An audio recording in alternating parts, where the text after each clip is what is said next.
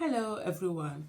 One of the things that Nigerians constantly face is the fact that victims are always victimized further.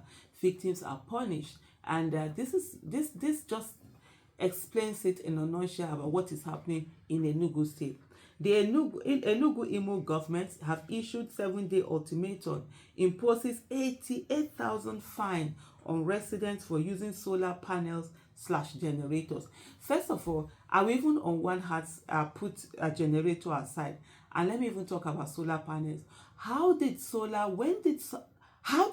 panel usage become a crime? How is it something that is wrong that somebody is going to be fined on when the world is saying that it wants to move away to renewable energy, when the world is trying to go to places where you're using solar panel, solar power, wind power, water, just using renewable energy so that the environment will be sustained. I thought that was what the world was going towards. So how come Enugu people are now going to be punished because they bought solar panels, because they bought generator?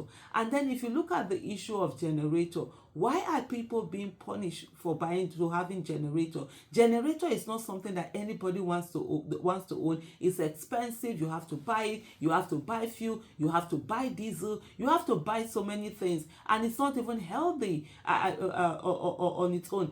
And people are using it because there's no electricity. If there was 24/7 electricity, why would people need generator? But anyway, let me not be too much ahead of myself. Let me sit down and read the reasons that the Imo State and Enugu State government has given. Probably there are certain points that they have that might convince us and not confuse us over the reason why they are imposing this fine. The governments of Enugu and Imo states have issued a 7-day ultimatum to residents, threatening fines of 88,000 naira for using energy sources like solar panels and generators. The authorities claim that these measures are in response to environmentally unfriendly activities and carbon emissions associated with this energy solution, sparking concerns among residents who rely on them for power. If the government was providing power, clean power to the people, why would they go extra and be using the one that will be harmful to the environment? The fact is that the government has failed in its duty to provide basic amenities to the people, and in its failing in its duty, the people have taken it upon themselves to be able to be stop gaps for themselves where government has failed. And practically in Nigeria, literally everyone, every family is a government on its own, because they are providing their own security, they are providing their own infrastructure, they are providing their own power, they are getting themselves a good quality education for their children or their families, they are getting themselves good healthcare system. They are also, building roads. Most people now have to contribute roads, estates. People have to contribute roads have to contribute money rather to be able to do roads in their places. So what is government really about? And yet the people are still being taxed. And now, instead of the government to punish itself for its failure, instead of Imo State government and Enugu State government to punish itself for its failure, it is busy punishing citizens who are making do and staying on with the failure of the government. According to Enugu's Ministry of Government and Climate Change, alternative sources of power, aside from the one generated by the nation's power company, contravenes multiple sections of the environmental law and carries a fine penalty. You are hereby notified of your contravention of the law, particularly sections 124, 125, 126, 127, and 128 by your environmental unfriendly activities, which include the use of alternative power solution in your facility, which contributes to carbon emission in the environment. The ministry stated in a notice to an Enugu resident on August 28. It added, consequently, notice is given to you within 7 days to comply with the State Ministry of Environment and Climate Change. I don't know, there's a bird behind me that sometimes they come pecking, so we feed them in the house, and so sometimes they come pecking. So the bird is saying hi. So that's a bird language. It added, Consequently, notice is given to you within 7 days to comply with the State Ministry of Environment and Climate Change, Enugu, and in addition, pay the contravention fee of 88,000 naira. Checks by People's Gazette show that Lutech is a Chinese company that deals in solar energy and LED lighting. The resident was ordered to pay into an FCMB account and belong to Pascal Global Ventures. Okay. Let me calm down here a little bit. Calm down. So first of all, someone who is using solar panels.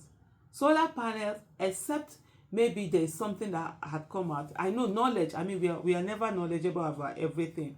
Every one of us, we are ignorant. So there's so much vast thing that you learn every day.